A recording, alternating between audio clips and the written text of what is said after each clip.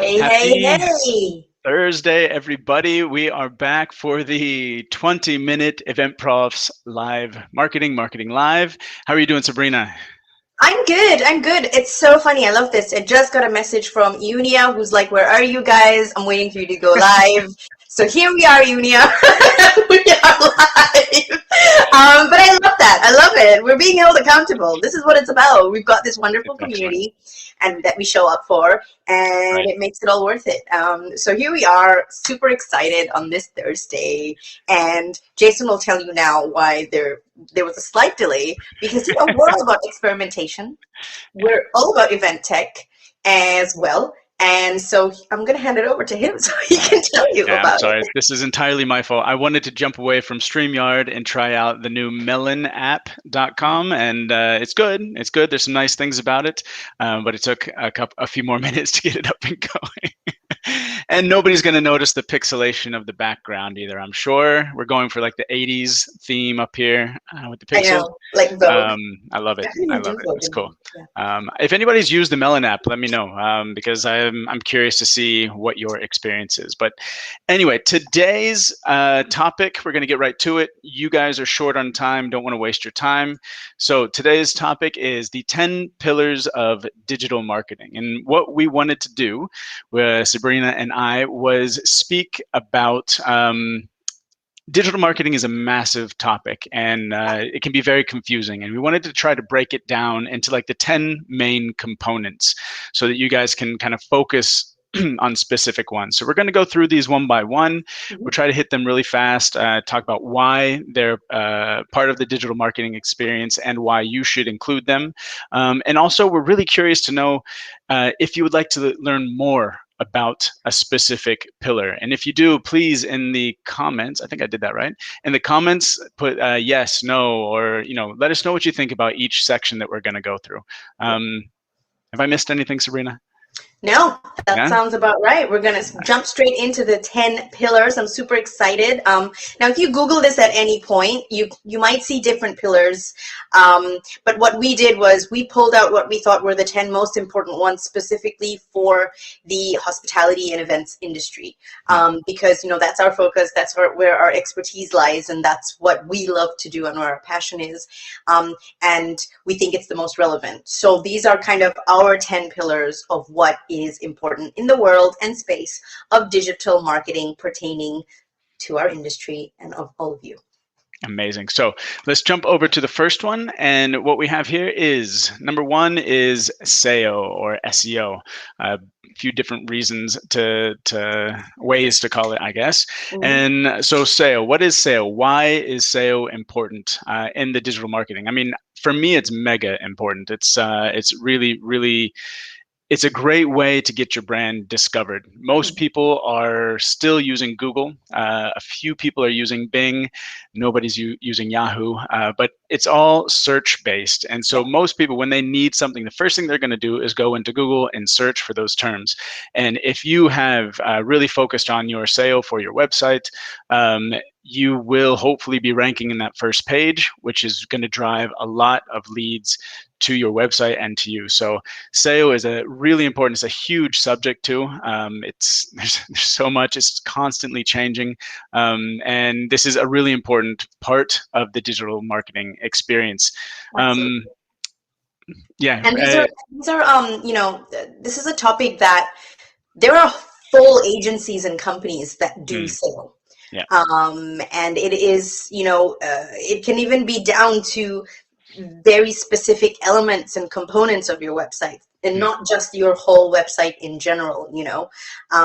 It can be very complicated, it can be very complex, yeah, but we're talking about your website and say your Instagram and your YouTube and whatever it is in terms of social mm, media or online digital presence. You want to be found yeah, in any case. So to know about SEO and to know how you can be found by who specifically, your hmm, target audience, yep, that's why SEO is important, because you exactly. want your target audience, when they're searching for things specifically to what you offer, that you're going to come up on the top first page, and they're going to contact you to find out more. Yeah. That's basically why SEO is important. 100%, 100%. And we're going to, you get into like these keyword studies. You have to really understand what are people searching for. There's so much behind SEO. We could literally talk about it for weeks. And like you said, there's very, very good agencies that this is the only thing that they do. So are you guys using SEO? Is this part of your marketing plan? If so, in the comments, please let us know. And we would like to kind of start conversations about these subjects. So Absolutely. next up, we've got Social media marketing. all right. Why Say don't you it, take say it this one, loud, say it Sabrina? proud. I love Social it. Social media media marketing. marketing. Yes. So social media marketing, duh, obviously super important. I am the go-to hype girl of social media for the entire industry. So I can tell you that it is literally what I'm passionate about. The one thing that I absolutely advocate to everyone and anyone within the industry is social media. It is no longer optional, people. It is mandatory. Yeah. It is, you're losing out if you're not using social media and leveraging it for your marketing. It needs to be a 100%. part of your communication and marketing plan overall. It has to be one of the bows, or no, one of the arrows on your bow of sales and marketing. It just has to be there right now. If it isn't, you need to put it into that pack. Okay, so it's super, super important.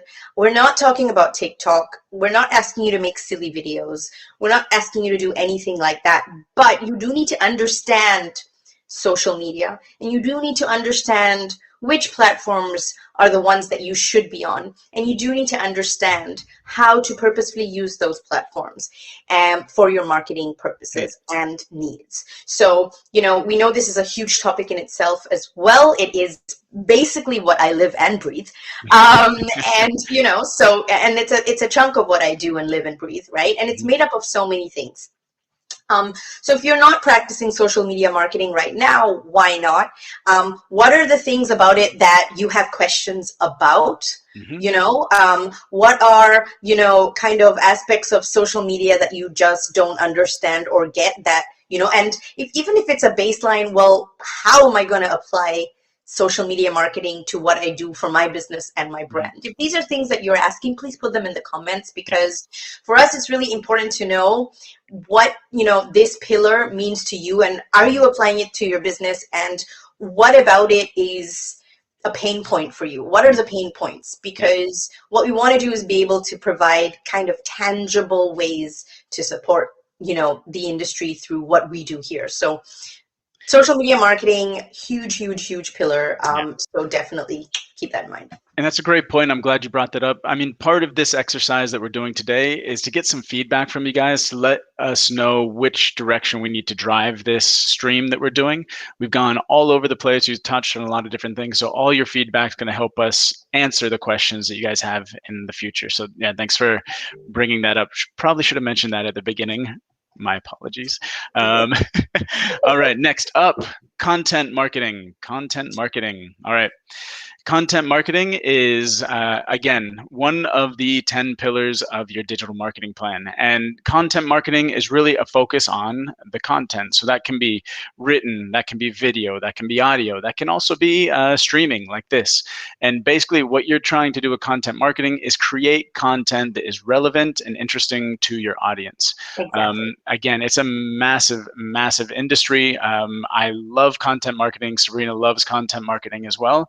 And it's something that we believe needs to be one of the pillars. And content marketing also nicely ties into a lot of these other things we're talking about. It ties into SEO, it ties into social media marketing, ties into some of the other ones that we're going to come up with next. So content marketing, are you doing it, guys? What questions do you have about content marketing? Let us know. But this would be pillar number, how many have we done now? Three. And to break it down very simply, I know a lot of times people hear like content marketing and it sounds like a very big, complex thing, but really in essence is just the different kinds of content that you are creating and distributing on your online channels. That's it. So what are you using to market yourself? Are you using images? Are you using infographics? Are you using just text? Are you using videos? It's just basically it's all of the different kinds of content coming together to kind of structure itself beautifully in your calendar in order Mm. to market your product or service. That's what content marketing is. Yeah. It is definitely I mean, oh God, it's kind of like, I always say content is king. Hmm. Context is, I mean, actually, content isn't just king. Content is the kingdom. Yeah. That's what I want Hmm. to say. Hmm. Um, and so it's super important that you understand, because content goes everywhere. It goes in your virtual events. It goes on your social media platform Hmm. and feeds. It's basically everything that you say and you write and you type and all of that. It's your Hmm. entire copy. Yeah. So it's important for you to understand, all the different things about it and how you go about creating that beautiful balance Hmm. of content in order to market your brand and your Yeah. product to the best of its ability. 100%. Yeah. And I mean, that's it. The almost everything we've talked about so far involves content in there. We just have to make sure that the quality of the content is there, and Yeah, and that the quality of the content, but also it's the kind of content that's driving the type of traffic and attention that you want too. Because yeah, I mean, in the events industry, I could write a really nice blog about, I don't know, scuba diving, right? yeah. I could, and I could get really nice traffic, but then what's that going to do for me? Not really relevant. Absolutely nothing. So Exactly. there's a whole bunch behind this, and actually, as we're going through this, every single pillar is pretty much its own industry too. So It's also um, it's like, yeah, it's standalone, but it connects it together beautifully. connects. Yeah. So let's keep rolling on. All right. Number four. Next up, paid advertising. All right. We haven't talked about paid advertising much so far on the 20-minute event profs marketing live. Yeah. But again, very, very important part of the mix once you get to that point. Yeah.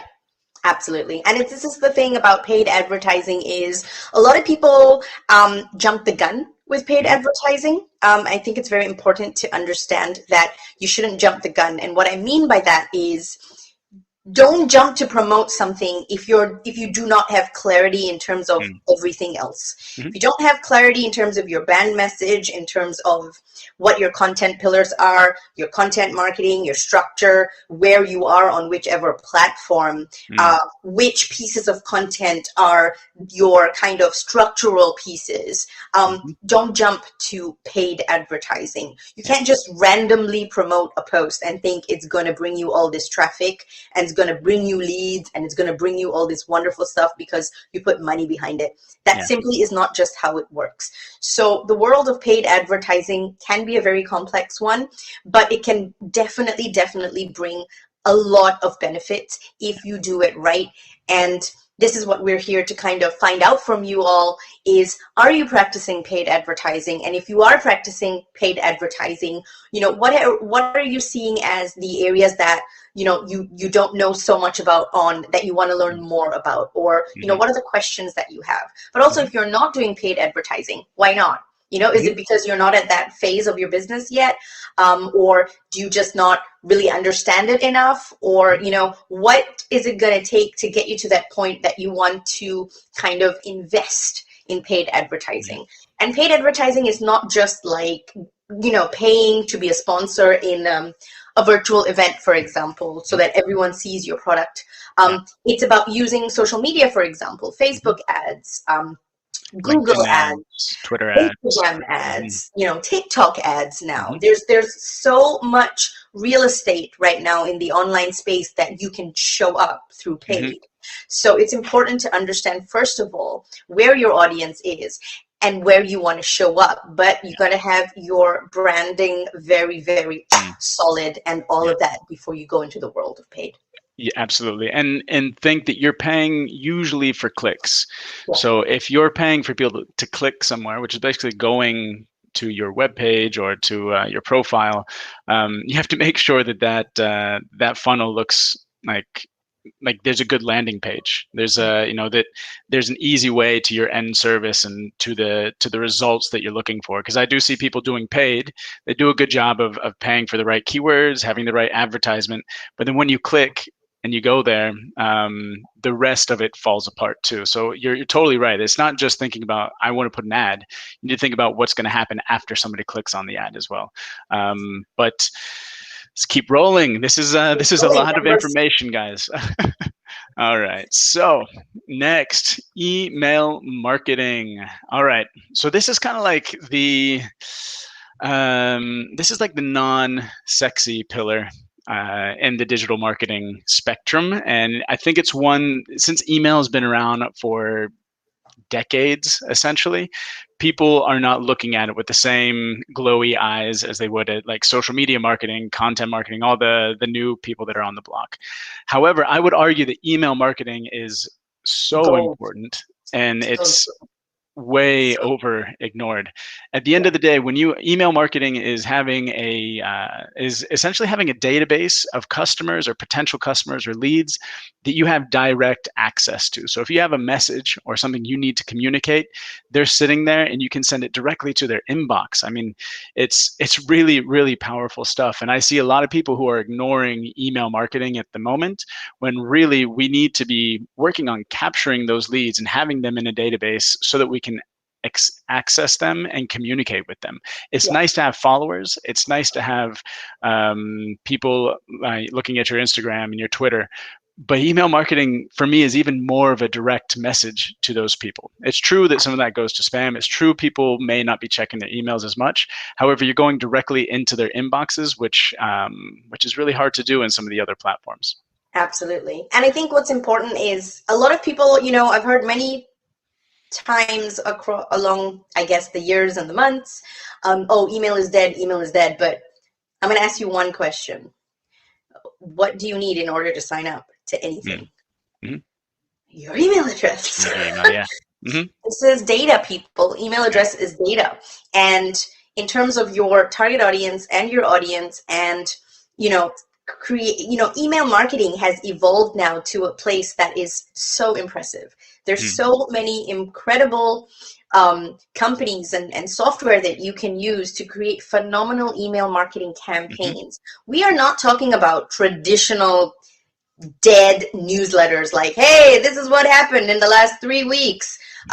We're doing this event. You should join. Yeah. No, that should not be what you are doing. You need to start really, really investing and learning about email marketing, because I can tell you that at the end of the day, when all the digital platforms might disappear, the one thing that's not going to disappear is email. And it's the data that you will always have with you, no matter where you go and what you do, that you can segment to reach any audience that you want to reach. Super duper important. Now, on the stream, I want to tell Jason, on the stream right now, we're not actually seeing the comments come up. So I've opened up LinkedIn, and I just want to say, hey to everyone. We've got a ton of comments. So we've got Naomi saying, hey. We've got Rahel saying, content is king and brands are queen. Excellent. Absolutely right. Deanna is finally joining us. I love it. She said that I actually got to view you live for once, which is awesome, awesome, awesome. And she's also said that she needed this message about 6 months ago, getting there slowly. I'm assuming she's talking about paid advertising. But yeah, it's so exciting. Thank you all for joining us. And we're going to keep going on to it. I think email marketing is number 6. We're going to hit number 7 now. All right, here we go. Influencer marketing. Okay. I'm going to let you take this one. All right. Okay. So, influencer marketing is extremely important. It is something that our industry doesn't do nearly enough, because the word influencer probably has a very negative connotation. And I can understand why. It's become kind of a dirty word just because of the certain practices that have been happening in leisure and in hospitality that have probably led to it. But at the end of the day, influencer marketing is super important, because what you're doing is you're using people that have visibility and social currency, in your community online to market and promote your brand or service. And social currency is something really important.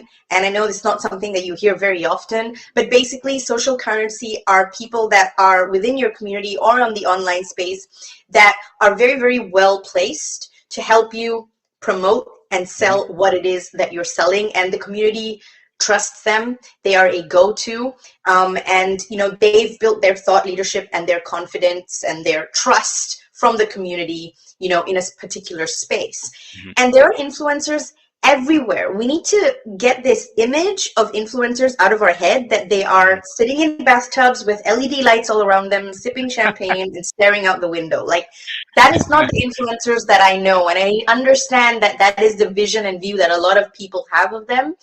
But an influencer can be a very influential professor at a university talking about neuroscience. Mhm. It can be a sports athlete who is very much into sustainability, or a racing driver who's into sustainability, like what's his name, Nico Rosberg, who started this huge eco conference, right? And he might be an influencer because he's a sports driver, but he's also an influencer in the world of sustainability and trying to do something. An influencer is basically someone that has the power to persuade and to influence, basically, at the end of the day, someone's decision about what you have to offer.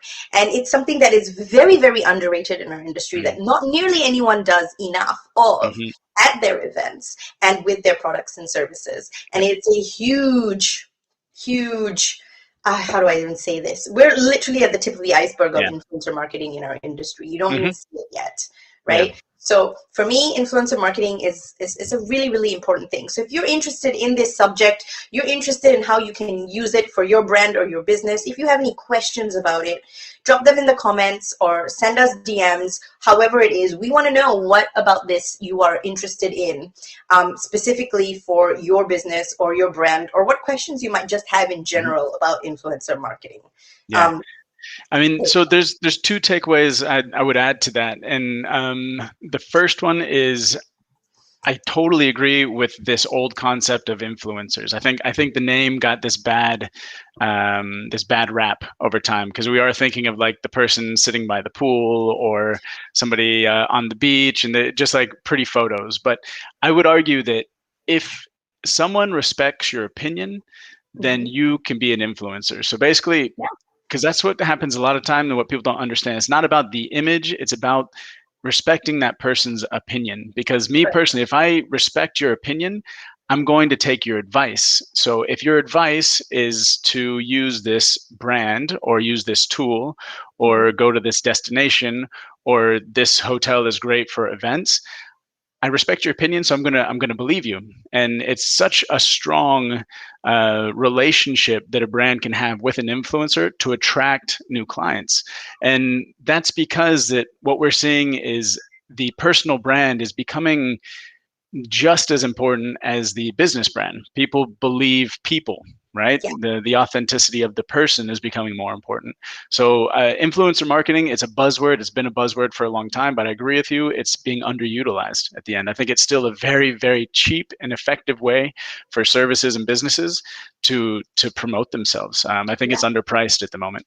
At the end of the day, it's basically, people buy from people, and we are in a people industry. And the one thing that we've always done is take word of mouth recommendations and testimonials. And literally that's what influencer marketing is. So before you fight it and you think it's a dirty word and you don't want to do it, you've done it already. In some way, shape, or form, you've done it already. Exactly. If you've asked to be part of, to get someone to come to speak at your event on a particular topic, that's influencer marketing. Because they are a thought leader in that specific topic, and they're speaking to an audience that you want to learn about that specific topic and potentially pitch something or a software or something that you have.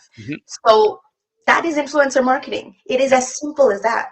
But the fact is, a lot of people don't want to accept that. So, I'm just here to open that can of worms up for all of you. I know you want to fight it and you don't want to use it, but you probably have, and you're going to have to keep doing it because it's a fabulous, fabulous way to market your product. Totally, 100%. We've got Julie just checked in. Julie Boulanger says, so happy to be spending this lunch with you. Happy lunch. Bon profit, Julie. She's interested to know opinion ideas for promotional product trends, the future of goodies, virtual event giveaways in 2021. I like Good that. question. Yeah. Let's see. Yeah, it's so difficult, right? Because we're probably looking at we're all still struggling to understand what 2021 is going to look like. I think there's a lot of optimism. It feels like we're on the rise, like things are coming back. We're going to have more in-person events. I think the goodies and the products is going to be related a little bit to what kind of happens, no? Well, this is the thing. We've had I feel like we had a conversation about this in Clubhouse. A month or two ago, we had this conversation about what would corporate gifting look like, kind of going forward. And I know a lot of what everyone was saying in the room itself, and it was a room full of event props, was that we were going to be moving away from tangible products like, oh, here's a USB stick with everything you need on it, and this is good because it's paperless. Well, it's not really, because you're still giving me a tangible product that I can't recycle as well as paper.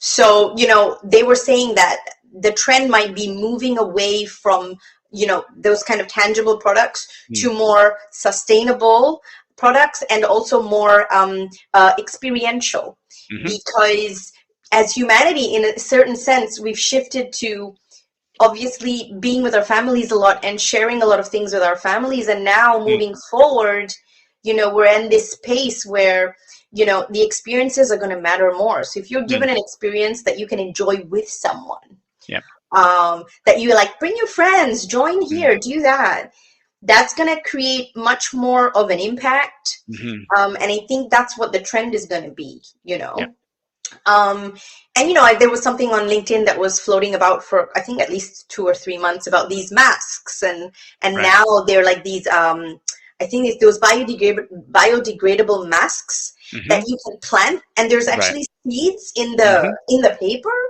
and then it's planting. So you're planting seeds, which I thought was amazing. I thought that was a fantastic innovation. I think a lot of this is around sustainability too, right? There's been some really good conversations about sustainability recently, especially as we experience a comeback. Will that continue to be top of mind for everybody? And I think that there's some real opportunities in the promotional space to make sure that if there is gifting, that we consider the sustainability and make sure that that is maybe even like the first priority. Is this gift going to be a sustainable option? And it has a lot to do with what you're saying about maybe look for digital options, look for things that are not creating waste, things that are, a mask that's not going to be wasted actually plants a tree. That's an incredible solution. Also, things that are going to be linked with social impact and social change, I think, are going to be, thankfully, something that's going to happen moving forward. Experiences that are linked to CSR, things that are, you could be getting a notebook, but in that notebook, the money that they've spent on it will be donated to an orphanage, and you'll get a letter every month from a child, and these kind of things. And I think that's kind of the way, hopefully, that the world is moving forward, and we're looking to see how that progresses. 100%. Thanks for the question, Julie. Appreciate it. Any other questions, please throw them in. It's not showing up in the Melon app, so we'll keep jumping back and forth. But this is why we're experimenting. It's good to know these things. We have to try it out. All right, so let's move on to the next pillar, online public relations, online PR. I love this topic. Yes, all right, online PR. I'm just gonna let you roll. Yeah, I'm gonna sit back and let you roll. Exactly. When you hear this word, online public relations, AKA, it's also known as digital PR. Now, digital PR is basically everything that you're doing in the digital space that links back to you, right? And this is, I want to say, in most cases, it is a type of media known as earned media. Now, that means you might have written a blog and it was very, very popular, and now that blog has been shared by a big media publication, or it's been on Twitter and it's been shared, or it's been published in a trade publication. However it is, you've managed to take that digital footprint and put it somewhere else. And it's the culmination of different digital footprints all over the web. And, where are you doing that? So, it could be you talking in podcasts. It could be you being a guest writer in a blog. It could be you taking part in a virtual event as a panelist or giving a session on a speaker. It's pretty much all the different things that you are doing in the space of online in order to market your brand or your service and product. And it's kind of using a lot of different channels, omni-channels, as well as lots of different distribution channels in order to build up those digital footprints to get that, I would say, mass marketing message out there. So that is online public relations. And for every business and for every individual, it's different. And it really does make a significant I want to say difference and impact on every brand or business if they can identify what those opportunities are and collect them and drop their digital footprints everywhere. So that is online public relations. That was awesome. Yeah, I actually don't have much to add to that because I was really full on. Let's keep on rolling. And can you see any comments in the? I'm not seeing any comments. So I think I'll keep rolling. All right, let me check and you keep rolling. Yep. All right. Next up, virtual events. Okay, so this one is really interesting because this is not part of the traditional digital marketing mix. Mm-hmm. However, last week when Sabrina and I were talking about this week's topic, I thought obviously virtual events is a massive digital marketing product. I mean, at the end of the day, most events that we're doing online virtually is you are trying to market either your company, an idea, somebody else's company, somebody else's product or service. And now that this is in the virtual space, it's 100% digital marketing. And I think when we look at virtual events, I think we should look at them as part of our marketing strategy. What is the purpose and the goal? What are we trying to achieve with this virtual event? And I think most of the time it goes hand in hand with everything we've talked about so far, especially like social media, content marketing, influencer marketing, the PR. It's really tightly related to a lot of these, but I would give it its own pillar now. It's kind of maybe 18 months ago, virtual marketing didn't have its own pillar, but I think it's safe to say that now that we are all attending and creating virtual events, it's becoming a pretty important part of most businesses' marketing plan, and it should be. It should be. I think to a certain degree, it's also in a sense democratized events. In that brands can now just create their own events. I mean, they've always have, but they can also now include virtual events as part of kind of their overall plan, you know? So brands and businesses, if you are an event agency, just a random example, if you're an event agency and there's certain things that you are, have particular expertise on, and I'll give you a very interesting, actually a very relevant example. Okay. So a few weeks ago, there was a event experiential agency that's based out of Madrid called Nanook Agency. And they created their very own 15-minute virtual event. And what they wanted to do was showcase the level of production, creativity, and knowledge and expertise that they have in the space of creating a virtual event. And so, but they also know that they wanted it to be quite quick. They wanted it to be really engaging. So they got 3 very different speakers to come and talk about important, relevant topics. So okay, I'm going to shout out, but I obviously was on it as one of the 3 speakers talking about engagement in virtual events. The second speaker was the world's best ballet dancer, male ballet dancer, which was amazing. And he was talking about motivation and inspiration. and mindset, which are three very, very important things that I think in the last year, all of us have become much more aware of in terms of Absolutely. how it really leads our purpose in Mm. life, and Mm. what we want to be doing. Yep. And then the third one was one of Anouk's team who was a data analytics expert, talking about all, the things that you can capture and how you can use them in terms of, engineering your events to be the best that they can be and having the science backed behind it, right? Mm. So it was kind of bringing all together all the elements, but creating their own event in order to kind of market. Now, if people were impressed by that event, they would be like, yeah, I attended this awesome event, so I want to do something similar. I'm going to get in Right. touch with you, Totally. right? Yeah. So they almost use that as a marketing tool. And why wouldn't you, when you have the resources and you can do it. Yep. But as you've seen lately, you've got coaches, you've got marketers, you've got, everyone, is able to create their own virtual events, Yep.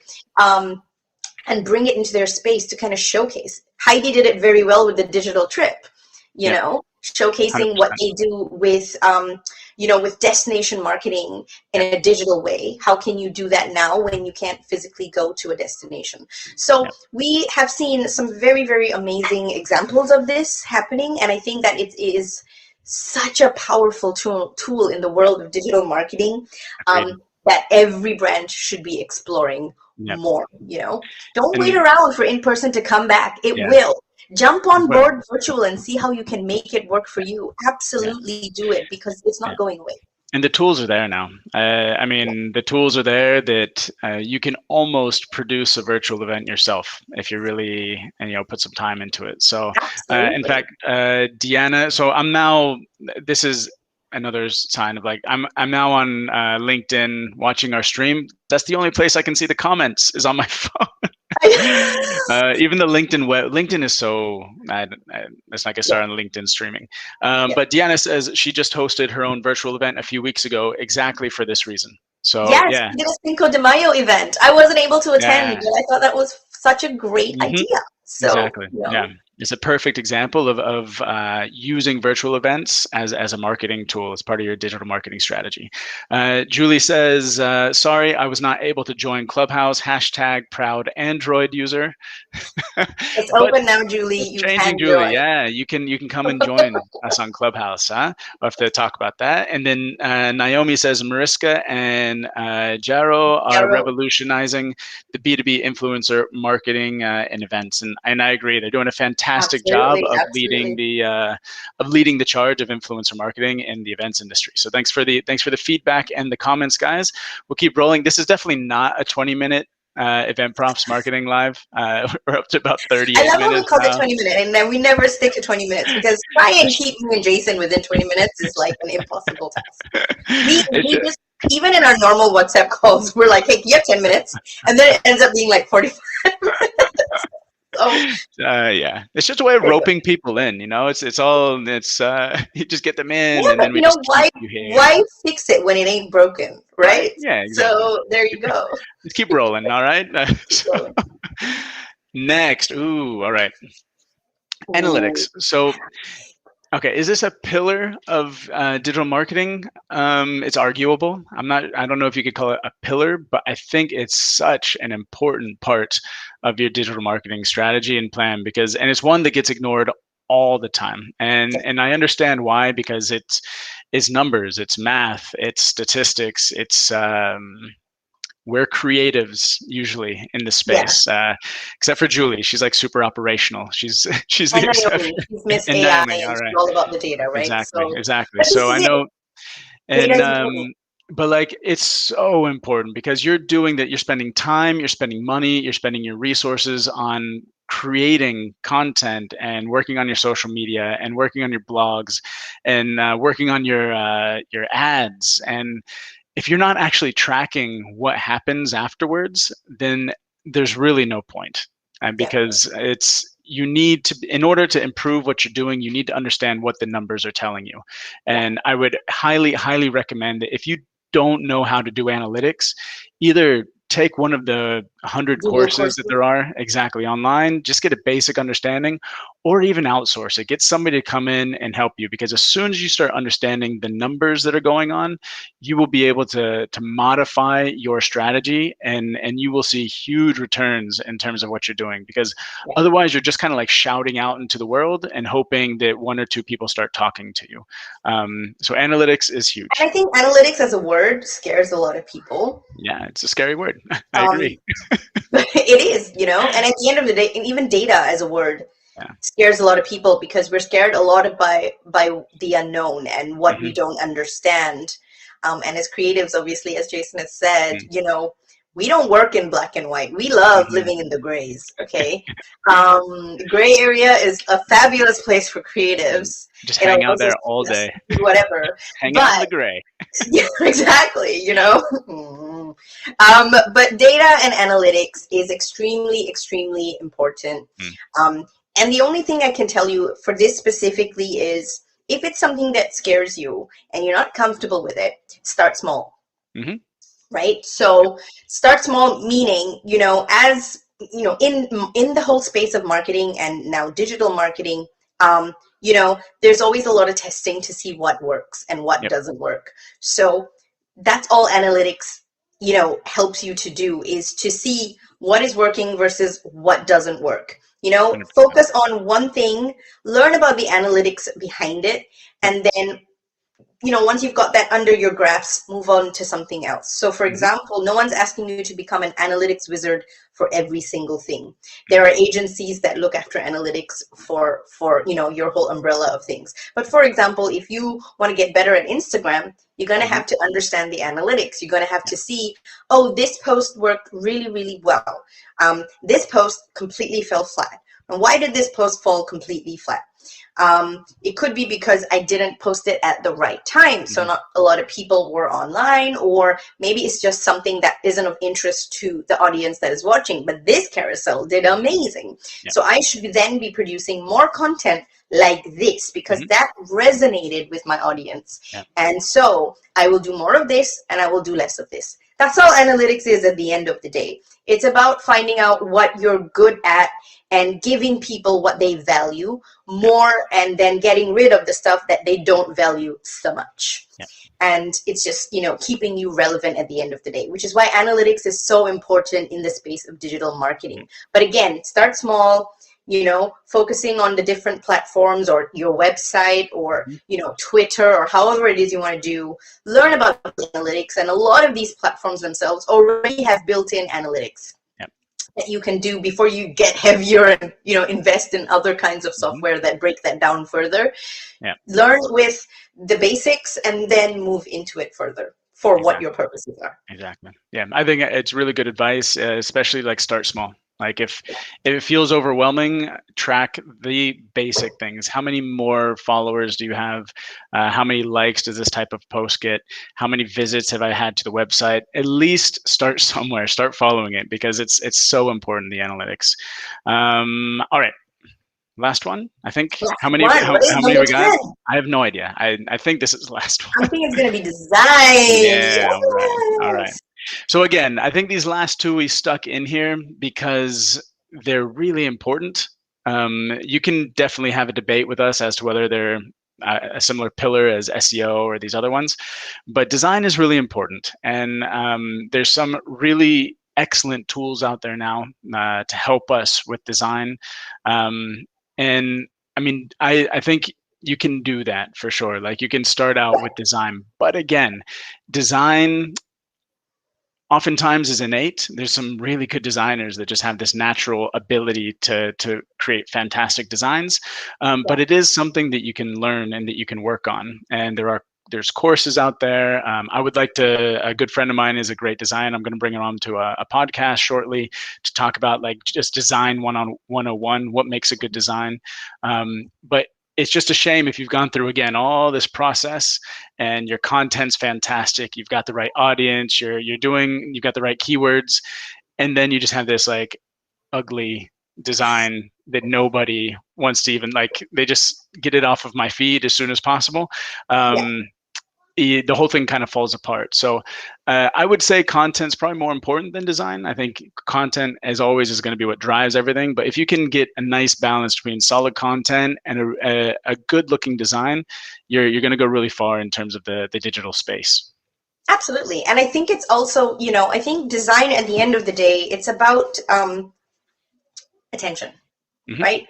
You want to get the attention of your audience, of your potential customers and clients. And bad design is not going to get you that. Good design is going to get you that. And good design doesn't necessarily have to be over the top, expensive, or anything. Sometimes good design is about simplicity. The aesthetics do matter at the end of the day. Why do you think Scandinavian design is so popular? This whole minimalistic, modern, kind of thing. It's very high quality, but it's very sleek and it's very classic and it's very simple. So you don't have to be fussy, in the world of design, but you do have to consider your aesthetic. If there is a message that you want to deliver, you should know what is the best way I can deliver this message, that it can make the best impact. Sometimes that could be a video, but could I put it into a graphic? And how is that graphic going to resonate with the audience? Should I layer over a photo? Should I use a specific font? What colors are going to work? At the end of the day, aesthetics are big. Unfortunately, in the space of, for example, social media, looks do matter, because you have 3 seconds to get someone's, not even sometimes, attention, to stop them scrolling, to start them listening or reading your post, whatever it is, it has to grab their attention. 9 times out of 10, good design will. Good, simple design will. Bad design, they're just going to keep scrolling. So, it does matter. And design goes hand in hand with marketing, goes hand in hand with branding. It all kind of comes together. So it's really, really, I definitely do think it is a pillar, because now more than ever, again, the word democratizing design, a lot of us now have Canva in our hands that we can use for free to create incredible designer templates and art and presentations, collateral and merchandise to really take our brands and our marketing to the next level. And why wouldn't you, if it's so simple? So I think design definitely is a pillar, for sure. Excellent. Guys, I think that after only 45 minutes, I think we finally got to number 10. Per episode. So thanks everybody who's made it this far. I guess one thing that we wanted to say before signing off is we're really thinking about how we can continue to transmit this information, educate, and get the whole community involved to do these things. And we're thinking about a concept of turning this into some sort of a learning virtual event or platform. If you're interested, or if you think you would like to learn more about the things we're talking about in the digital marketing space, specifically for event professionals, let us know in the comments. We're trying to get a sense of how much demand there is for this. So anything you'd like to add to that before we sign off? If this is something that you're interested, obviously me and Jason, we love the world of digital marketing. This is our passion. This is, what we do.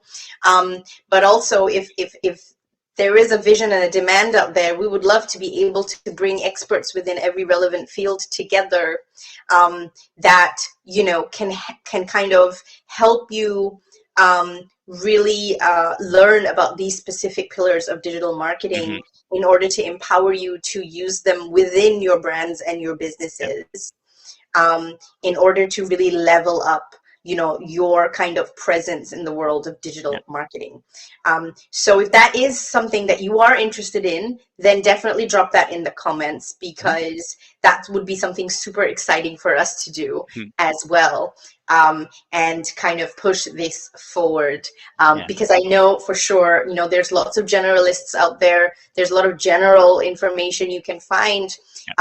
But there's very rarely that events industry perspective. And how am I going to use this concept and this theory and apply it to my event business or my catering business or my mice hotel or my, specific event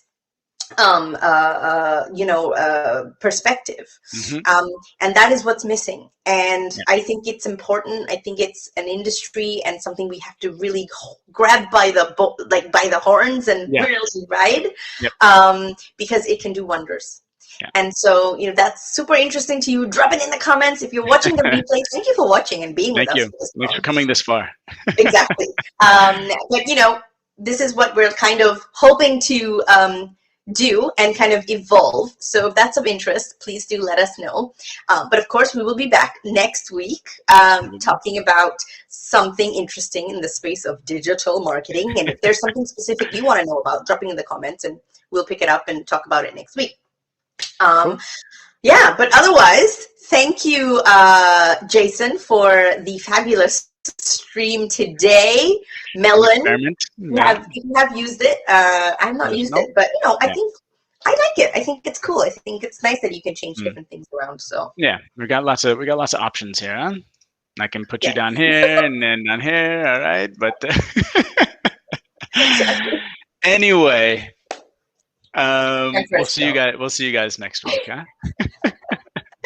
Bye, everyone. See you Bye. next week. See you later. Bye. Bye. I have no idea how to turn this thing off now. Oh, there we go. Oh, All gosh. right.